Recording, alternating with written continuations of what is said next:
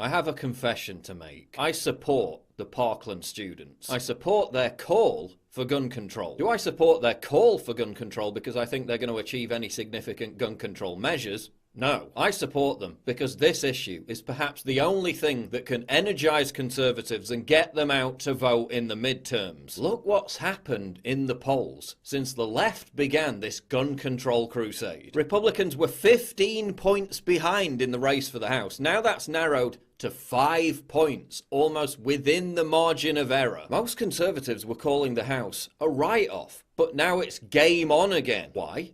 Because gun control is a losing issue for Democrats. It always has been. After Bill Clinton passed an assault weapons ban, he lost 54 seats in the House. The Democrats have made the midterm elections a referendum on Trump. Now Trump needs to make the midterm elections a referendum on constitutional rights. This is how he energizes the base. This is how he turns out voters. The entire March for Our Lives campaign has been one huge own goal. The left just couldn't contain their arrogance. First it was banning bump stocks and restricting AR-15 sales. Now it's ban all guns, take them from your cold dead hands and repeal the Second Amendment. When they give us that inch, that bump stock ban, we will take a mile. Because only Trump's Nazi regime and racist police officers should be allowed to have weapons, right? Oh yeah, and the security at gun control rallies.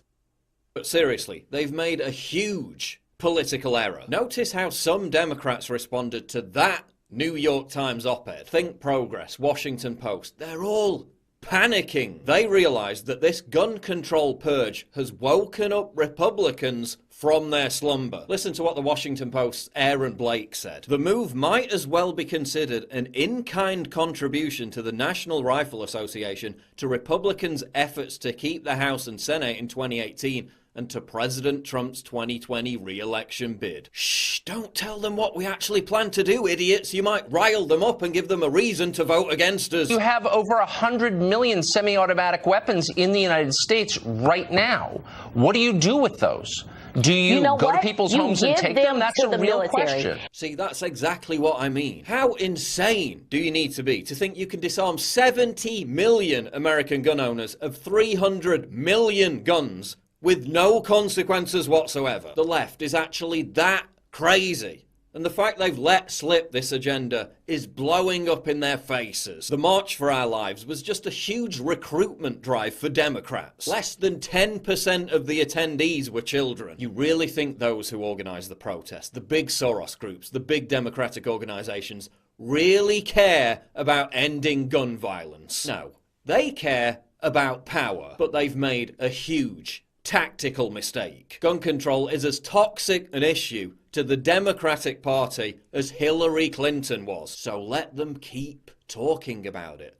Amplify their voices. Don't interrupt the enemy when they're making a mistake. Look what's happened already. Gun sales are surging again. The midterm polls are tightening. Even in CNN's poll, Trump's approval rating is climbing. NRA donations more than tripled in February. This is backfiring on the left massively. And to conservatives, don't argue with teenagers. The optics of arguing with children are terrible. Let them talk. Let them continue to piss off gun owners. Gun owners who will then be more determined than ever to vote against Democrats in November. If you criticize some of what they're saying, then all of a sudden you're the bad guy. But if you... You are the bad guy. No, yes, you are. I agree with Don Lemon. Don't criticize the Parkland students. Encourage them. Because in their rush to exploit tragedy and use children as political props, the left has made a huge miscalculation. One that could actually give conservatives a chance this November of snatching victory from the jaws of defeat.